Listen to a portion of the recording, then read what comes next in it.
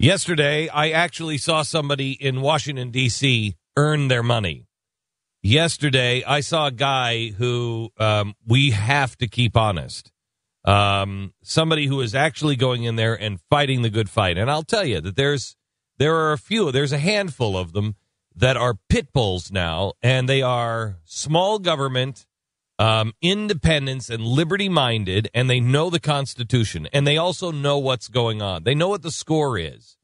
You know, it's not like these old-timers that have been in Washington for a long time and think they're playing the same game. I talked to a congressman just the other day, and he said to me, Glenn, it's a different world here.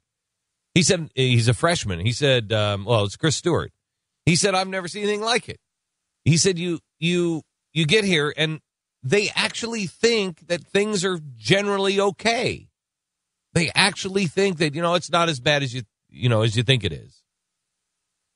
We got to strengthen these guys, and in particular, one guy who yesterday made a huge, huge difference in the Chuck Hagel confirmation and just took him apart.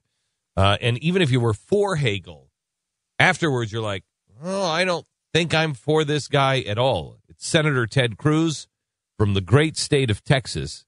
Hello, Ted. How are you, Senator? Glenn, my friend, it's great to be with you. You are on fire.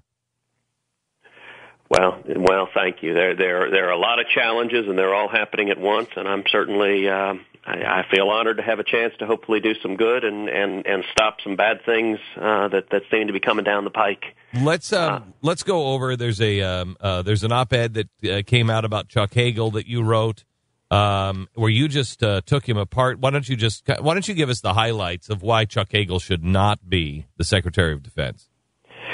Well, I mean, I'll say first of all, Hagel certainly has a distinguished military career, and he's a Vietnam veteran, and I don't think anyone questions his personal courage or record, but his foreign policy views have been really extraordinary, and I think they have been dangerous. They have been contrary to the national security interests of the United States.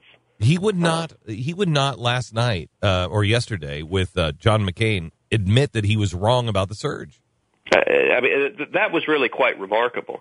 And it was actually an easy opportunity for Chuck Hagel. What he could have said, look, he prominently opposed the Iraq War, which there were people that did so, and he opposed the surge. He said the surge was the greatest foreign policy blunder, I think in modern times is how he put it. Yeah, I think he said since Vietnam. Since Vietnam, that's right. And McCain tried to get him to admit that the surge proved successful, which it did. It would have been very easy for Hagel, as a reasonable person, even with the anti-war views that Hagel had expressed on Iraq, to say, listen, I was against the surge, but it worked, and I'm grateful that it ended that military conflict and produced success. I mean, that would have been a very reasonable thing to say. He refused to say it. He wouldn't say anything good about prevailing, and that was certainly a remarkable exchange between him and John.